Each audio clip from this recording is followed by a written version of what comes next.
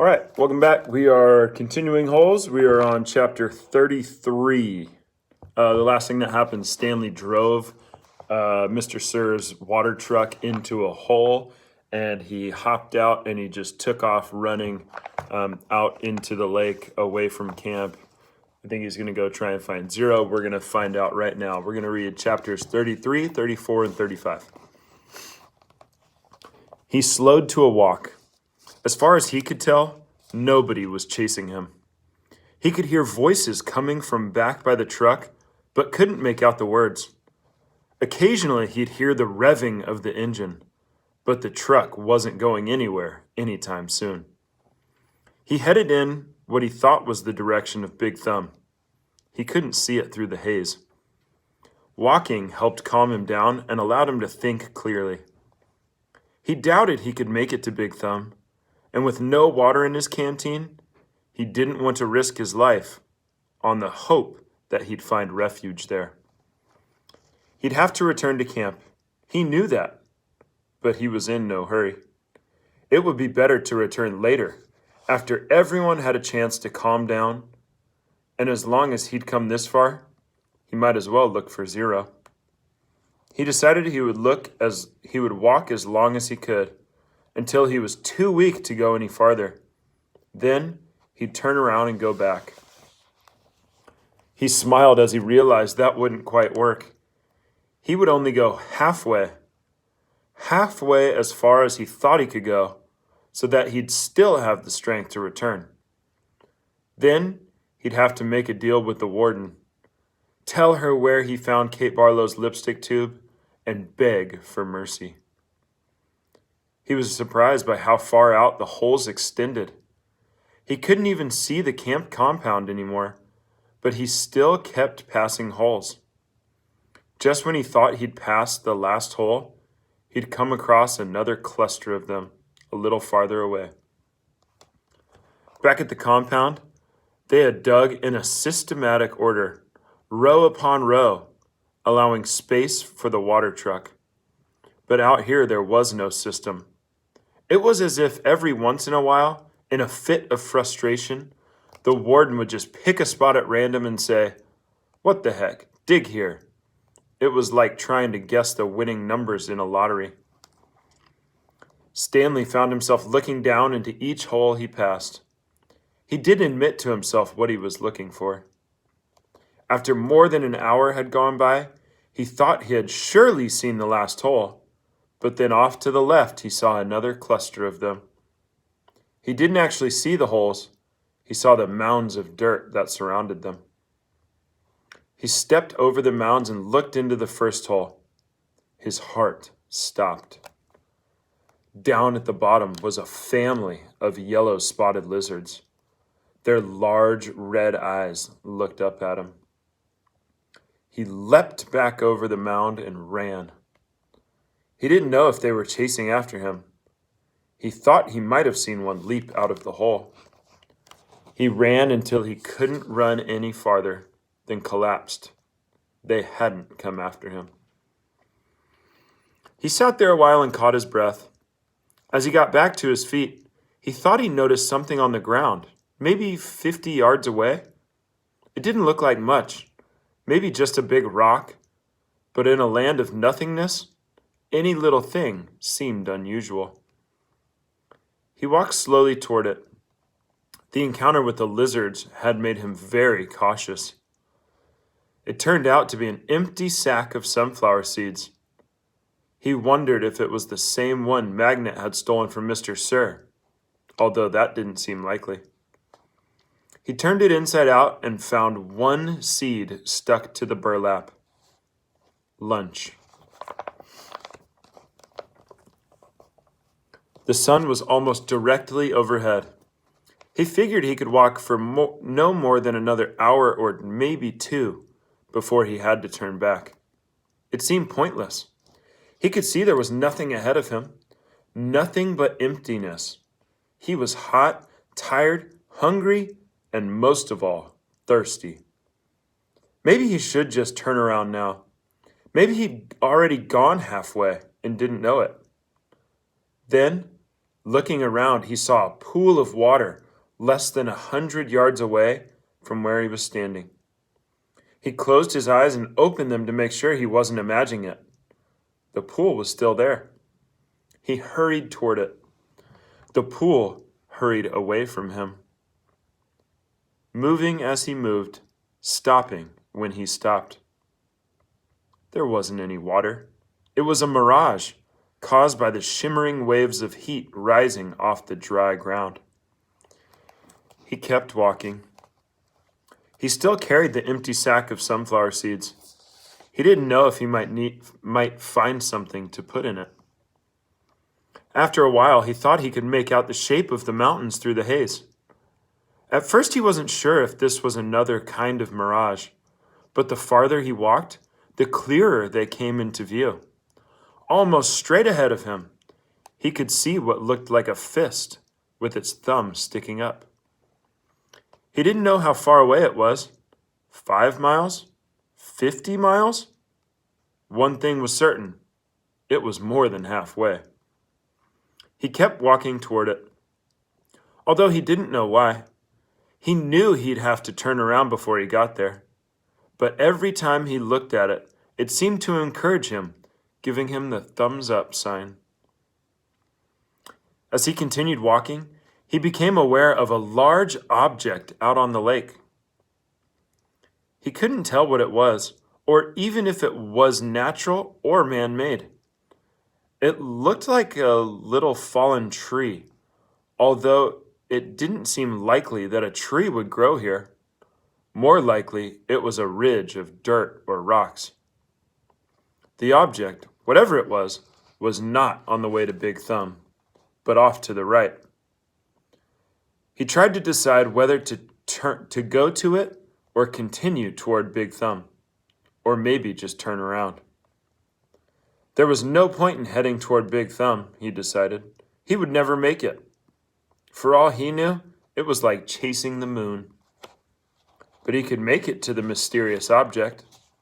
He changed directions. He doubted it was anything, but the fact that there was something in the middle of all this nothing made it hard for him to pass up.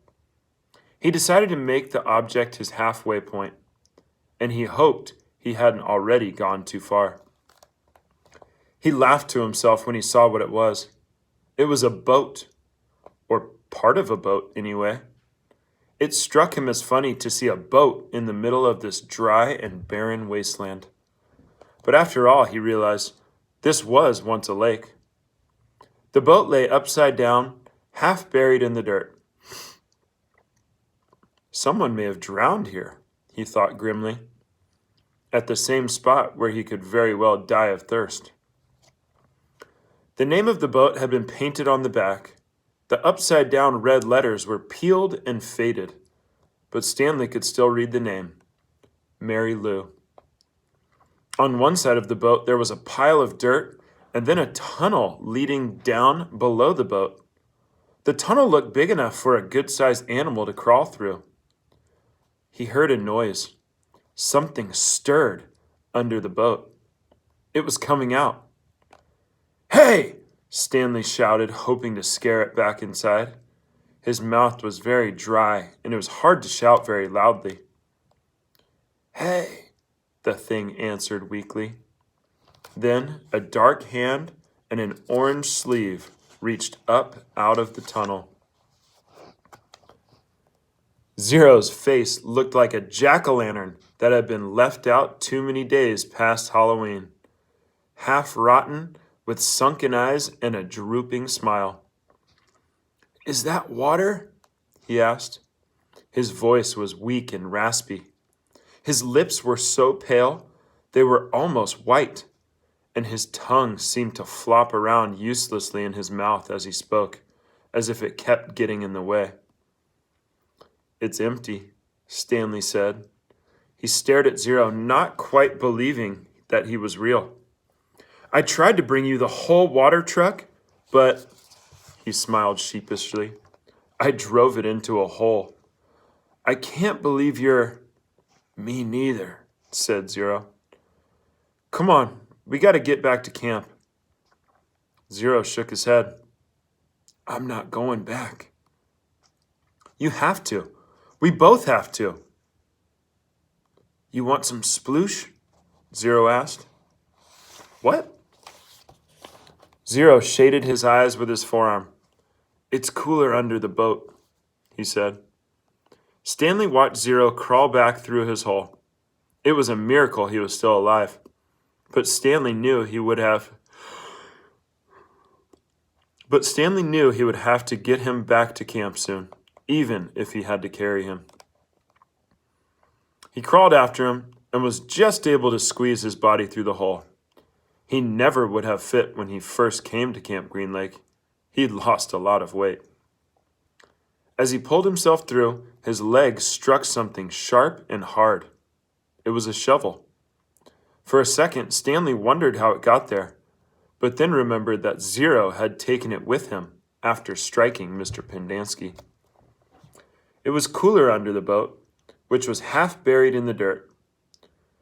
There were enough cracks and holes in the bottom of the boat, now the roof, to provide light and ventilation. He could see empty jars scattered about. Zero held a jar in his hand and grunted as he tried to unscrew the lid. What is it?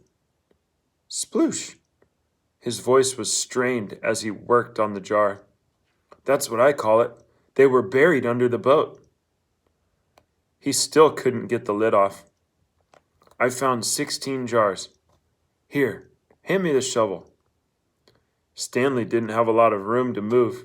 He reached behind him, grabbed the wooden end of the shovel, and held it out to Zero, blade first. Sometimes you just have to, Zero said. Then he hit the jar against the blade of the shovel, breaking the top of the jar clean off. He quickly brought the jar to his mouth and licked the sploosh off the jagged edges before it spilled. Careful, Stanley warned. Zero picked up the cracked lid and licked the sploosh off that as well. Then he handed the broken jar to Stanley. Drink some. Stanley held it in his hand and stared at it a moment. He was afraid of the broken glass. He was also afraid of the sploosh. It looked like mud. Whatever it was, he realized, it must have been in the boat when the boat sank.